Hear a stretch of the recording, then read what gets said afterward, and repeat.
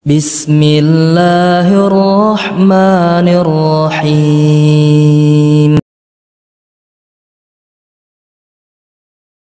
Oleh karena itulah maka ada setidaknya 3 ayat di dalam Al-Quranul Karim yang menekankan bahwa amalan yang dinilai oleh Allah Azza wa Jalla itu adalah amalan yang baik, bukan amalan yang banyak ataupun yang berat. Pertama, dalam surah Al-Mulk ayat yang kedua Allah berfirman, Alladzi khalaqal mauta wal hayata liyabluwakum ayyukum ahsanu amala. Allah yang menciptakan kematian dan kehidupan untuk menguji kalian, siapa di antara kalian yang paling baik amalnya.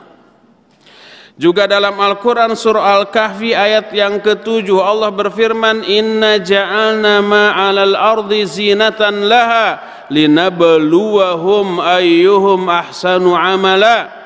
Sesungguhnya kami telah menjadikan semua yang ada di muka bumi ini sebagai perhiasan bagi bumi untuk menguji kalian, untuk menguji manusia siapa di antara mereka yang paling baik amalnya, yang paling baik, bukan paling banyak, bukan paling berat. Juga lihat Al-Quran surah Hud ayat yang ke-7, Huwaladzi khalaqas samawati wal arda fi sittati ayyam wa kana arshuhu 'alal ma' liyabluwakum ayyukum ahsanu amala. Dialah Allah yang telah menciptakan langit dan bumi dalam 6 hari dan arsy Allah saat itu ada di atas air untuk menguji kalian siapa di antara kalian yang paling baik amalnya. Yang paling baik amalnya dilihat dari 2 sisi. Pertama niatnya ikhlas karena Allah. Yang kedua mutaba'ah. Apakah amalnya itu mengikuti contoh dari Nabi alaihi salatu wassalam ataukah tidak?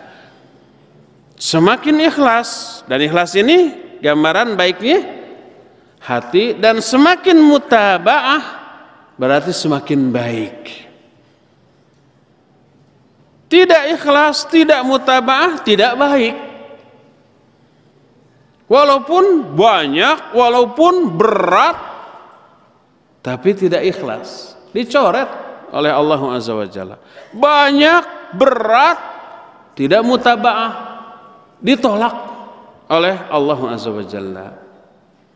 Berdasarkan hal itulah, maka alasan ketiga kenapa kita harus memperhatikan kebersihan hati, kebeningan hati, karena hati menentukan kualitas ibadah, dan kualitas ibadah menentukan besar kecilnya pahala yang Allah berikan kepada si pelaku ibadah tadi. Ibadahnya enteng, sunnah ghair muakkadah seperti syukrul wudu, tapi hatinya bagus, maka ya surga, kata Allah, wajib baginya surga, ya semua dosa-dosanya digugurkan.